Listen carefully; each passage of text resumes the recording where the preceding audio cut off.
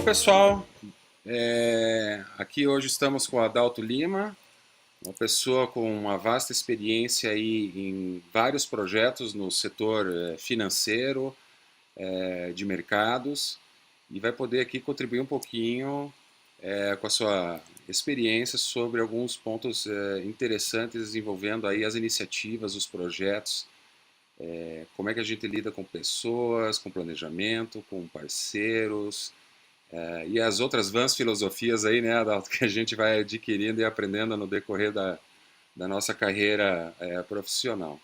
Esse vídeo aqui vai ser uma série de 3 vídeos, depois a gente vai estar aqui detalhando, mas a gente vai estar falando do tripé aqui, aí o Adal vai explicar o tripé, porque ele é o grande conhecedor desse tema, e vamos estar acompanhando hoje aqui, então, esse primeiro da série aqui do Adalto, que vai estar contribuindo aqui com a Digiflyme para a gente aprender um pouquinho com ele, entender um pouquinho esses aspectos aí do que é a vida na real de projetos e de iniciativas aí que lidam com tecnologia. Adalto, prazer, bem-vindo aí a Digiflyme aí, um prestígio ter a tua presença aqui. E vamos então começar essa conversa. Você estava falando aqui inicialmente na prévia aqui do tripé. Como é que é esse tripé aí? Revela para nós o segredo aí.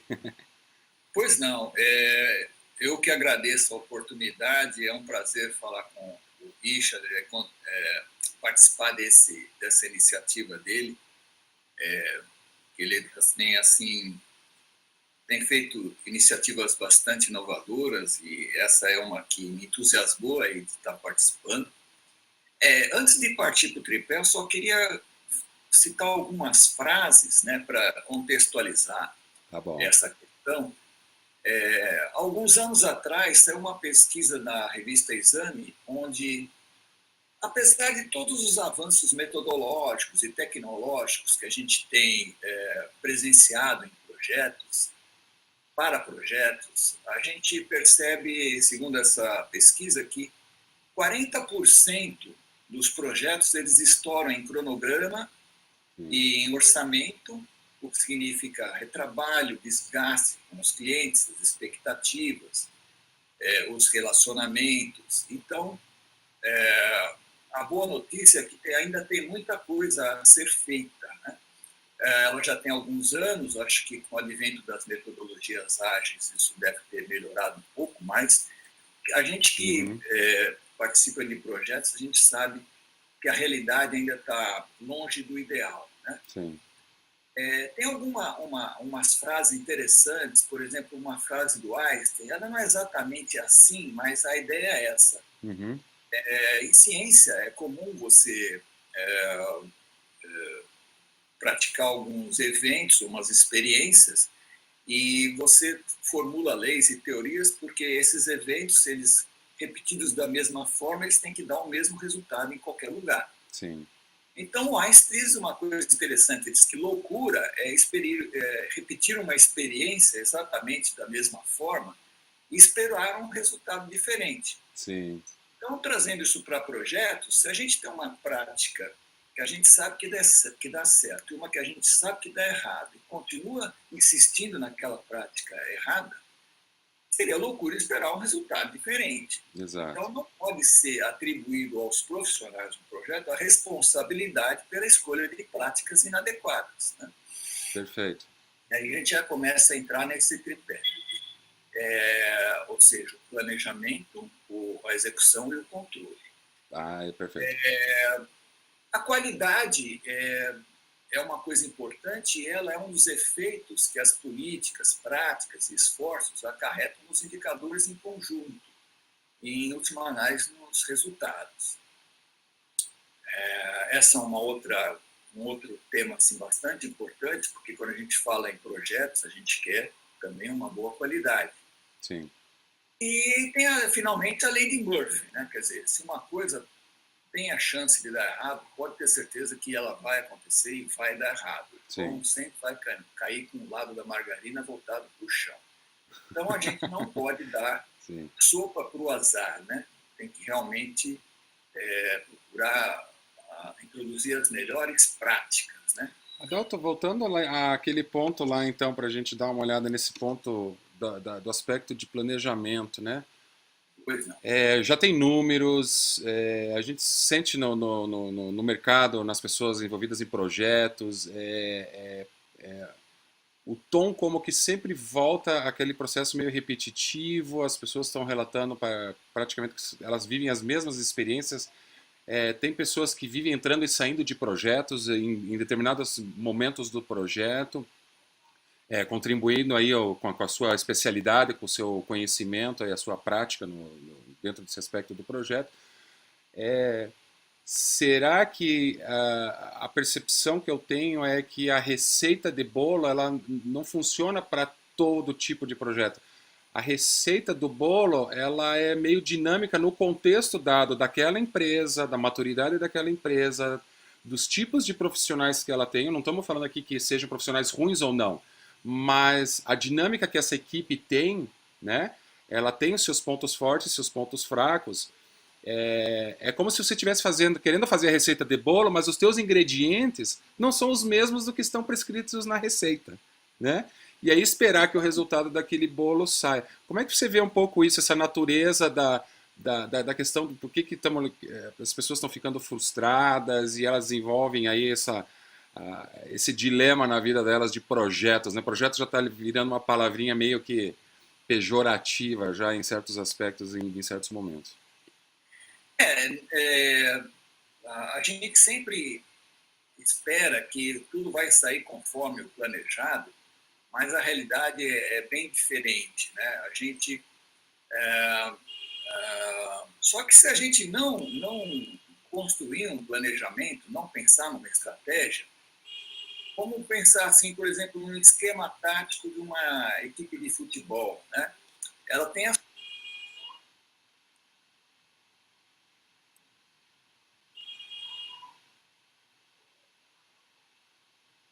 se prepara dentro, a facilidade que ela tem para criar diante de situações diferentes é muito melhor do que seria se ela não tivesse preparo nenhum, né? Então, você parte de algumas diretrizes e algumas orientações para minimizar o efeito dos eventos aleatórios, mas que eles vão surgir, não tem como, né? Então, isso serve para isso é muito comum nas metodologias ágeis, né? Ou seja, a cada interação você vai construindo experiências e aprimoramentos para que você vai reutilizar para os próximos passos. Então, isso é incremental. É bom que seja assim, é bom que surjam fatos novos, porque isso vai acumular experiências para você e vai ajudar a aprimorar o seu planejamento e as suas estratégias, as suas práticas. Então, quanto, quanto, quanto mais eventos surgirem não esperados, mais chances você vai ter de aprimorar as suas estratégias, as suas práticas. Agora, o que a gente vê,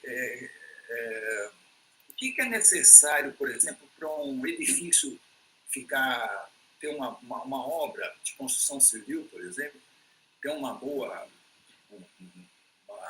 bom resultado? Esse tripé, ou seja, se uma das pernas não estiver suficientemente bem estabelecidas, significa uma maior chance de ter uma queda desse edifício, que é o planejamento, uma boa empresa de projetos, né? Uhum. Execução, uma boa empresa de execução, e controle, uma boa empresa de fiscalização.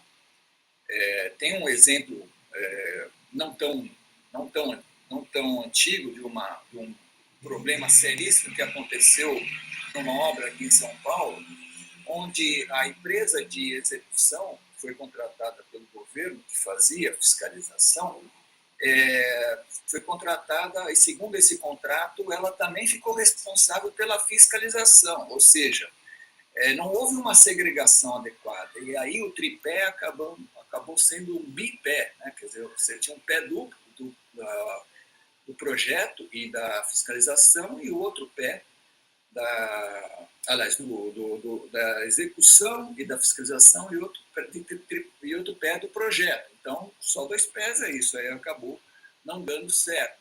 Sim. Transferindo isso para o ambiente de tecnologia, então você tem aí um bom planejamento, um bom projeto, mas você também precisa ter instrumentos de controle, uma boa equipe de qualidade, de auditoria, de testes, de arquitetura, segregada da equipe de execução, porque senão eu já vi casos assim de analistas de testes encontrando o erro que o gerente de desenvolvimento falava, isso não é nada demais, né? E outros casos onde o analista mostrava os erros, o relatório de erros para o desenvolvedor, ele falava, não, mas isso aí a gente vai consertar no futuro. Eu falava, não, eu só estou te dizendo o que consta no relatório que vai ser passado para o gestor da área de negócios. Então, ele tinha essa independência. Então, Sim. do ponto de vista de resultado, isso é muito melhor. Agora, do ponto de vista de entrosamento e relacionamento, também tem um impacto. Claro. Tem um aspecto político aí, né, da situação. Ou foi falha do planejamento, ou foi falha do requisito, né, do requerimento, né, e o teste meio que veio tarde demais, né, apontar um problema para o gestor da execução e fica uma posição ruim, né, para ele querer reconhecer, etc e tal. E aí o pessoal, imagina, agora você pega isso, é só um pequeno elemento dentro do projeto. Agora você vai acumulando isso, como fica a situação desse projeto. Ele começa a ganhar o efeito bola de neve, né? E aí todos são culpados, mas ninguém é culpado. Pois é, então assim, não seria justo a empresa colocar a responsabilidade de todo esse desgaste, de todo esse prejuízo, assim, né, num profissional. A pergunta seria, será que no planejamento do projeto foi previsto que teria um QA nas especificações, nos requisitos, nos use cases, né, nos BRDs?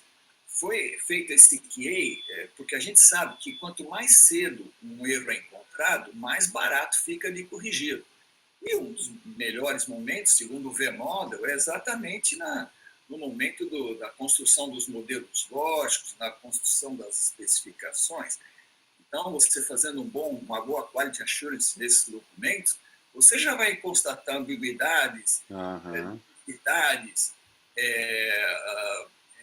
requisitos que não são factíveis, que não são testáveis, muito mais cedo, e assim, você vai minimizar esses desgastes, né?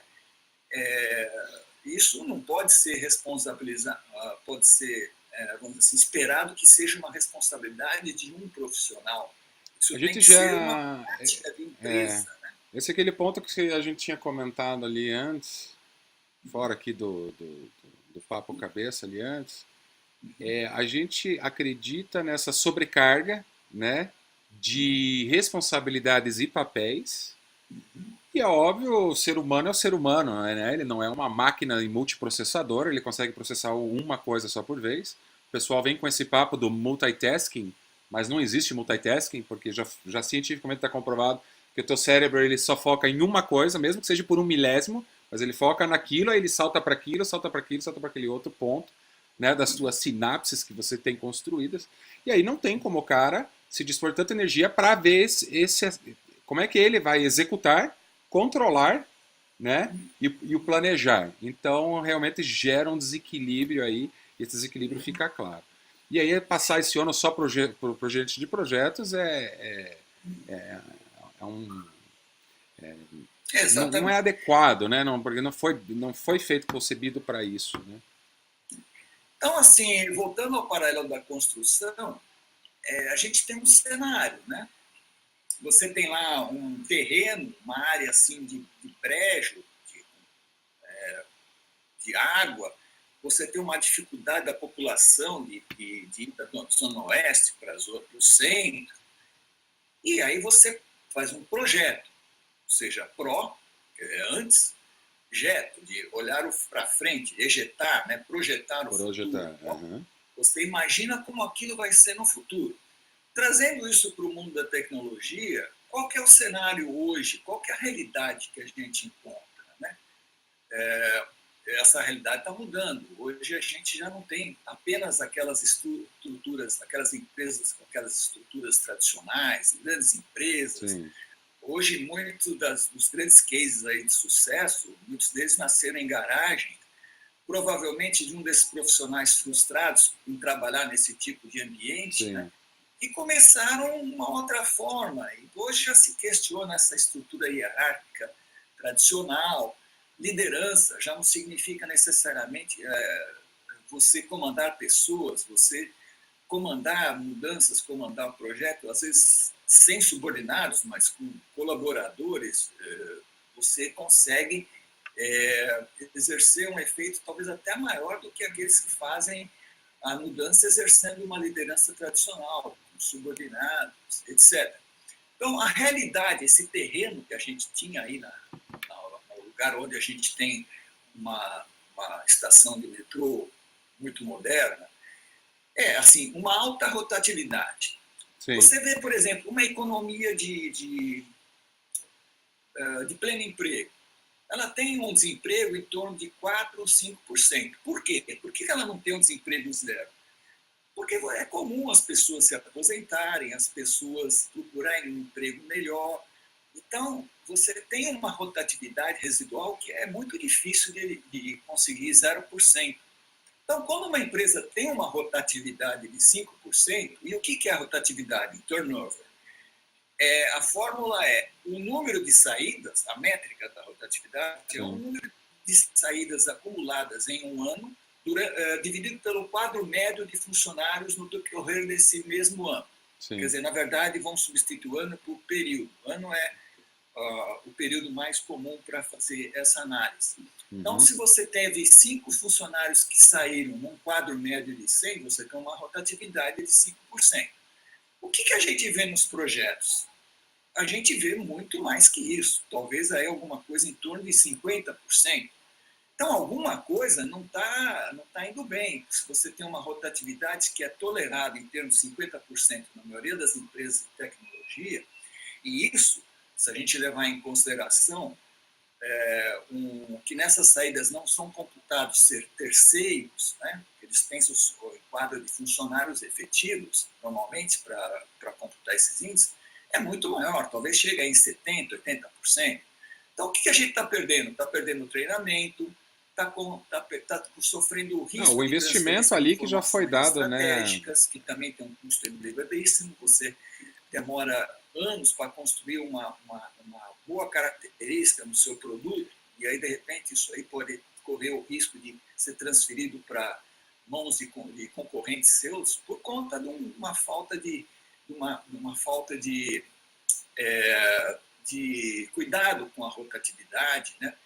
O custo, porque hoje é tão difícil você encontrar bons profissionais, esse profissional que vai para uma outra empresa, provavelmente ele vai querer levar os seus melhores colegas, os bons profissionais para essa outra empresa. Não há garantia de que o que eles vão comentar da empresa, nessa nova empresa, seja lá bons feedbacks. Então, também tem um custo para a imagem da empresa.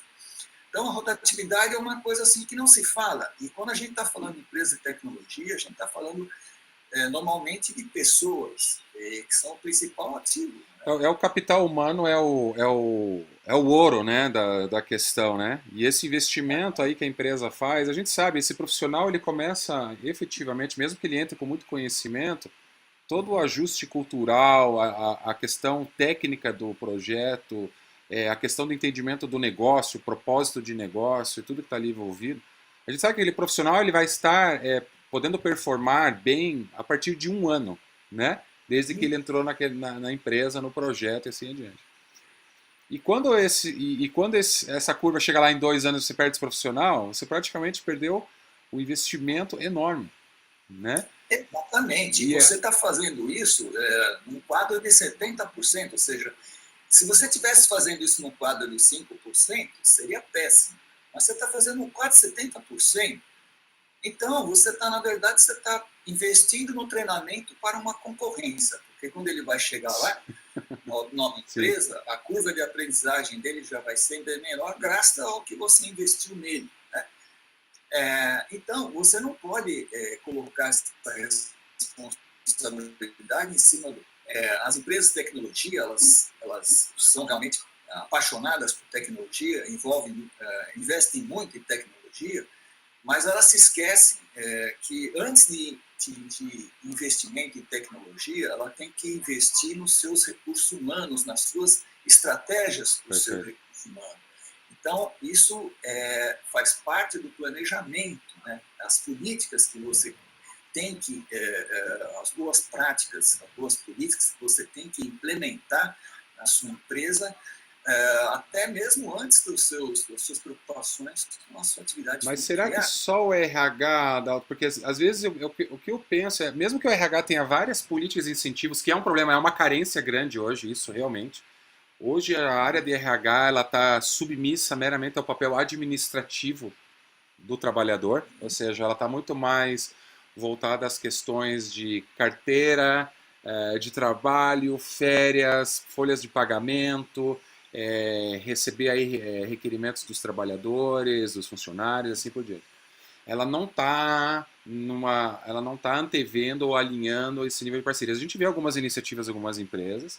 Isso tem grau de maturidade diferente. Você pensar como é que o Google trata talento, né? Como uma Odebrecht trata talento, uma outra empresa de médio porte, etc. E ainda mais no Brasil esse impacto é maior, porque o ônus da contratação e da demissão é muito maior do que qualquer outro país, né?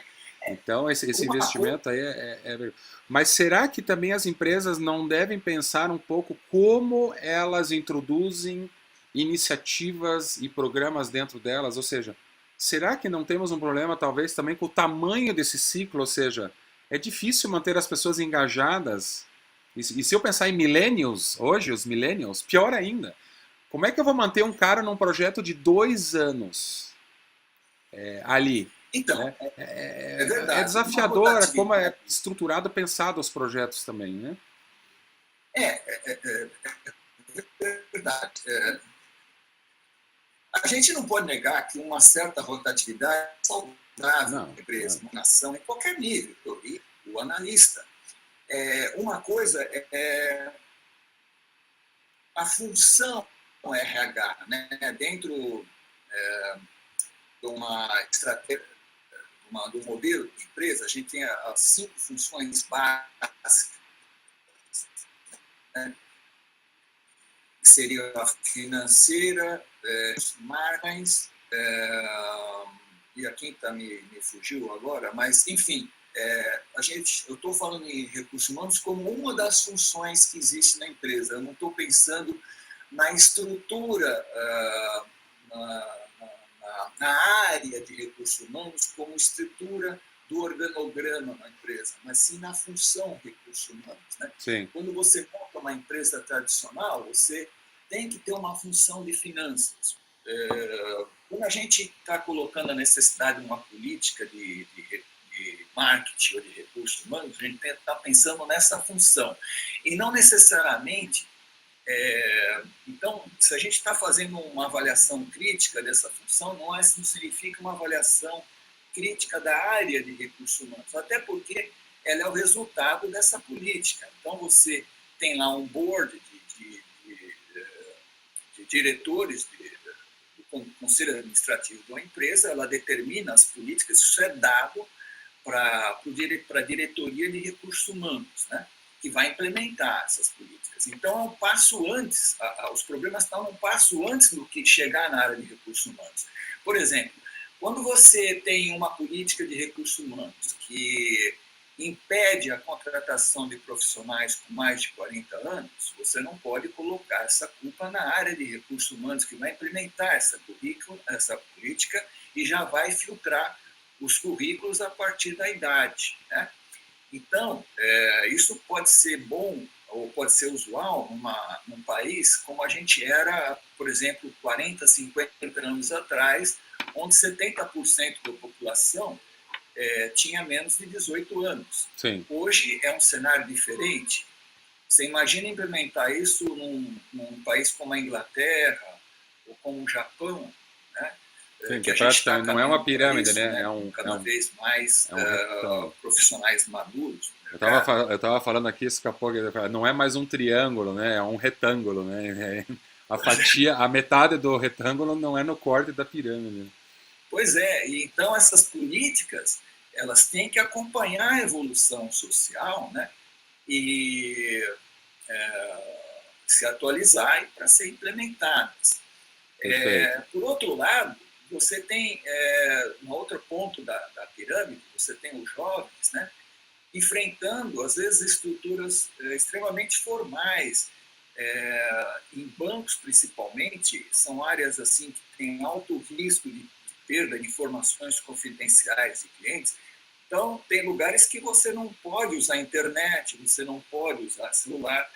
Agora, vamos imaginar um jovem de hoje, né, todo digital, né, das cabeças aos pés, participando de redes sociais a todo momento, ligado no seu celular.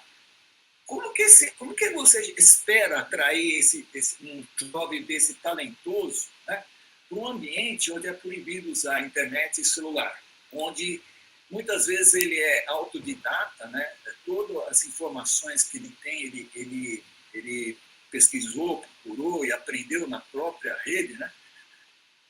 Praticamente você vai frustrar esse profissional. Se você der para ele a oportunidade de escolher entre uma empresa que ele vai ter acesso a essas tecnologias até para uso no próprio trabalho e outra que proíbe, onde que você espera que ele vai querer trabalhar? Né? Sim. Bom, mas antes da gente chegar em jovens, em maduros, etc., a gente tem uma realidade que a gente tem que levar em consideração, que metade dos profissionais que trabalham hoje nas empresas, segundo pesquisas, gostaria de mudar de emprego. Né? Eu não tenho nenhuma pesquisa sobre como é que as empresas veem. Bem, não existe o espelho, né? Uhum. Será que elas estão satisfeitas com os profissionais que elas têm? Então a gente já começa a entender alguns motivos dessa rotatividade. Aí né? A temática entre o abismo que existe hoje na liderança, no corpo executivo e a realidade operacional, os funcionários, né? Existe essa divisão, né? Em outra pesquisa aqui, só para complementar, para você ter ideia, das pesquisas, foram feitas uma pesquisa para avaliar a maturidade de digital das empresas. E aí foram consultadas mais de 1.500 empresas ao redor do mundo inteiro. Só que aí dessa vez, em vez de eles falarem só com os executivos, eles também falaram em separado com os funcionários. Para exatamente espelhar. E aí gerou uma avaliação totalmente dispar, porque o executivo dizia que ele estava 80% maduro digitalmente, ou seja, que ele tinha as metodologias, as práticas, a tecnologia, os recursos, né, as ações dele de marketing, etc., que estava voltado para digital, quando que no lado do funcionário a resposta estava vindo a 40%. Ou seja, a metade. Né? Então, os modelos de liderança aí também estão envolvidos. Então, existe essa coisa. Adalton, só para a gente manter o nosso timing aqui, o papo está muito bom. Até dei um prosseguimento aqui, nós vamos abrir outros, porque a gente já falou ali de vários outros pontos que surgiram além do tripé ali, que são muito interessantes. Essa questão do jovem dentro da empresa, a questão hoje de idade, né? Como mudou essa dinâmica, né? De acordo aí a longevidade hoje, né? Do brasileiro. E também a necessidade dele ter que se manter e trabalhar, e todos querem ser produtivos, ninguém quer ser improdutivo, né? A aposentadoria parece que é só uma margem que se atinge ali para ter alguma estabilidade no aspecto financeiro, mas ele vai querer estar atuante, né? E aí nós estamos falando também de planejamento, estamos falando aqui de lideranças, né? Esse desconecto. Eu vou colocar aqui na vinheta, acompanha aí, pessoal, as temáticas que vão estar decorrendo nas próximas conversas aí. Adalto, eu te dou aqui uma palavra final aqui.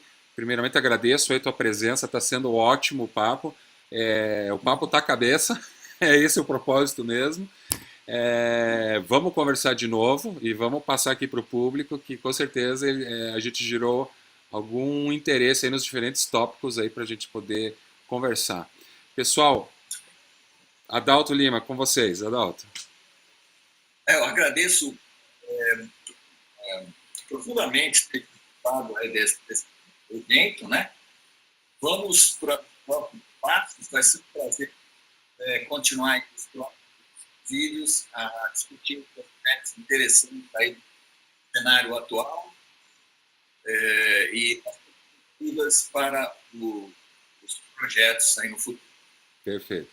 Adalto, obrigado. Pessoal, dá o like aí, inscreva-se no nosso canal, vai acompanhando a gente aí, vai lá no site, tá ali, Digiflyme, com ponto .me mesmo. Vamos nessa. Obrigado, pessoal. Um abração.